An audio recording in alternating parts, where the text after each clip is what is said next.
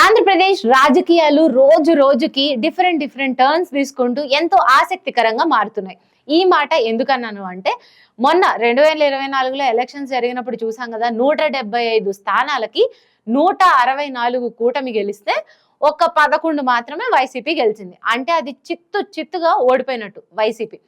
ఇలా చూసుకుంటే వైసీపీ పని అయిపోయినట్టేగా.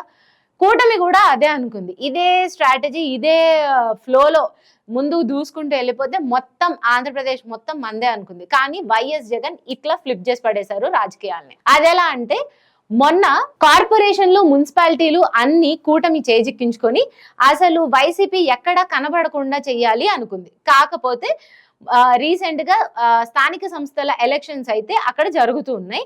అన్ని చోట్ల స్థానిక సంస్థల ఉప ఎన్నికల్లో మొత్తం 52 ఎంపీపీ స్థానాలకు ఎన్నికలు, ఒకటి కడప జిల్లా పరిషత్ చైర్మన్ గా అదొక ఎన్నిక జరగాల్సి ఉంది. ఈ 52 ఎంపీపీ స్థానాలకు గాను ఒక 10 వాయిదా పడ్డాయి. సో 42 ఉన్నాయి అక్కడ ఈ ఎన్నికలన్నీ జరిగి రిజల్ట్స్ వచ్చే టైంకి 32 వైసీపీ గెలిస్తే 11 మాత్రమే కూటమి గెలిచింది. ఈ 11 గుర్తుందిగా, ఈ 11 ఎవరిది? వైసీపీకి చెందిన నెంబర్ ఇది యాక్చువల్లీ. కాకపోతే అక్కడ తారుమారైంది అనమాట, కూటమికి వచ్చింది ఈ 11. మళ్ళీ ఇంకొకటి చూసుకుంటే కడప జిల్లా పరిషత్ చైర్మన్ గా కూడా వైసీపీ అది నేత మాత్రమే, ఆయన్ని డైరెక్ట్ గా ఏకగ్రీవంగా ఎన్నికయ్యారు. ఎందుకంటే గడువులోగా ఎవరు నామినేషన్స్ ఇవ్వలేదు. సో అక్కడ ఉన్న రామగోవింద రెడ్డి ఈయనే ఏకగ్రీవంగా కడప జిల్లా పరిషత్ చైర్మన్ గా అక్కడ రిటర్నింగ్ అధికారి అయితే ప్రకటించడం జరిగింది. ఇందులో కూటమి ఏమైంది అని మీరు అనుకోవచ్చు. ఎందుకంటే కూటమి అప్పటి వరకు మేము పాల్గొంటామని చెప్పి అక్కడ లాస్ట్ లో వెనక్కి తగ్గింది. మాకు అక్కడ సపోర్ట్ లేదు, సో మేము వెనక్కి తగ్గుతున్నామని కూటమి ప్రకటించడం జరిగింది. సో ఏకగ్రీవంగా వైసీపీ అతనే అక్కడ మళ్ళీ జిల్లా పరిషత్ చైర్మన్ గా అవడం అయితే జరిగింది. అసలు ఇక్కడ ఎందుకు ఎలక్షన్స్ వచ్చాయి అంటే, ఇక్కడ ఇంతకు ముందు కడప జిల్లా పరిషత్ చైర్మన్ గా ఉన్నది ఎవరు అంటే ఆకేపాటి అమర్నాథ్ రెడ్డి.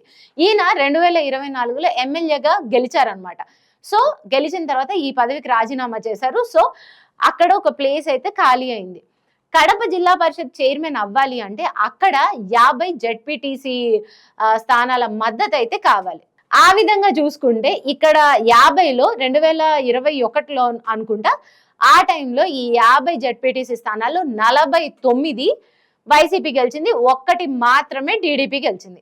ఈ 49లో కూడా కొంతమంది ఎలక్షన్స్ అనగానే లేకపోతే తాయిలాల కోసం ఇటు అటు మారుతూ ఉంటారు కదా, వాళ్ళని ఫిరాయింపు నేతలు అంటారు. వాళ్ళు అటు ఇటు మారినా కూడా ఇప్పుడు ప్రెసెంట్ ఈ కడప జిల్లా పరిషత్ చైర్మన్ గా ఈయన ఎన్నిక అవ్వడానికి వైసీపీకి 42 మంది జెడ్పీటీసీల బలం ఉండింది.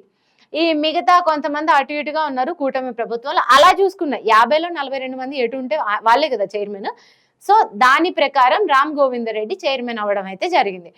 ఈ విధంగా ఎంపీపీ ఎలక్షన్స్ చూసుకున్నా లేకపోతే కడప జిల్లా పరిషత్ చైర్మన్ చూసుకున్నా మొత్తం వైసీపీ వాళ్ళే వచ్చారు. అండ్ దట్టు ఏదైతే 2024 ఎలక్షన్స్ లో 11 వచ్చి వైసీపీ ఇంకా పని అయిపోయింది అన్నట్లు అనుకున్నారో వాళ్ళు బౌన్స్ బ్యాక్ అయ్యారు. యాక్చువల్లీ ఇది బౌన్స్ బ్యాక్ అనాలా, లేకపోతే స్థానిక సంస్థల ఎన్నికల్లో ఎప్పుడు వైసీపీనే స్ట్రాంగ్ గా ఉంటుంది. ఇంతకు ముందు వైసీపీ లేనప్పుడు లేకపోతే మామూలు టైమ్స్ లో టీడీపీ చంద్రబాబు నాయుడు గారి చరిష్మా వల్లనో లేకపోతే ఆ పార్టీ క్రమశిక్షణ వల్లనో టీడీపీ ఉండింది. కానీ ఎప్పుడైతే వైఎస్ జగన్ రింగ్ లోకి ఎంటర్ అవుతాడో వార్ వన్ సైడ్ అయిపోద్ది. సో అలానే ఇప్పుడు స్థానిక సంస్థల ఎన్నికల్లో మొత్తంలో వైసీపీ హవానే కనబడుతుంది. సో వైసీపీ ఎక్కడా తగ్గట్లేదు. కూటమి నుంచి చంద్రబాబు నాయుడు ముందుండి రాజకీయంలో వ్యూహాలు రచిస్తూ ఉంటే ఈయన ప్రతి వ్యూహాలు రచిస్తూ స్థానిక సంస్థల ఎలక్షన్స్ లో వాళ్ళే గట్టిగా నిలబడ్డారనమాట.